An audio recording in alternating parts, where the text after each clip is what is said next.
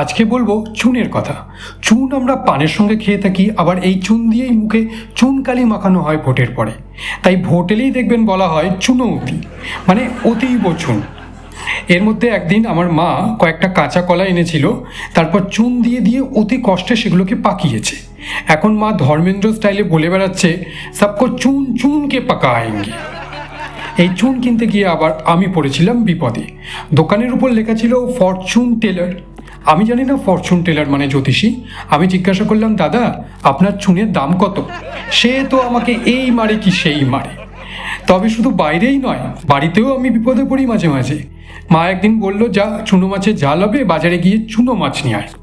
আমি গিয়ে 100 গ্রাম চুন আর একটা কাতলা মাছ নিয়ে এলাম। এসে মাকে বললাম, এই নাও মা, চুনো মাছ। মা আমাকে ঝাঝারটা ঝাড়লো, আর আমাকেও মুখ চুন করে শুনতে হলো। চিনির সঙ্গে আমাদের একটা অম্লমধুর সম্পর্ক আছে। বাঙালির যাবতীয় মিষ্টি চিনি দিয়েই তৈরি।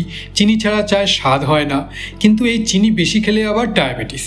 তো এরকমই এক ডায়াবেটিসের রোগী একবার এক ডাক্তারকে গিয়ে বলছেন, ডাক্তারবাবু, যেদিন থেকে আমার সুগার ধরা পড়েছে আমার ভুঁড়ি যেন ক্রমশ বেড়েই চলেছে। আয়নার সামনে দাঁড়িয়ে নিজেকে দেখলে কেমন ধুমসো আর কদাকার লাগে। আমার কি হয়েছে বলুন তো?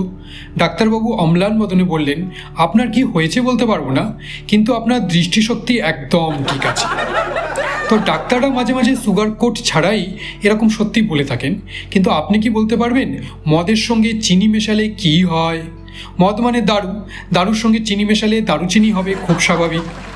তবে চিনি মানে এখানে শুধুই সুগার, হিন্দি চিনি ভাই ভাইয়ের চিনি কিন্তু নয়। আর চিনির প্রসঙ্গে বলতে গেলে সেই ছেলেটির কথা বলতেই হয় যে তার গার্লফ্রেন্ডকে প্রপোজ করেছিল, সুইট হার্ট, তোমার কাছে এলেই আমার ডায়াবেটিস হয়ে যায়, তুমি এত মিষ্টি।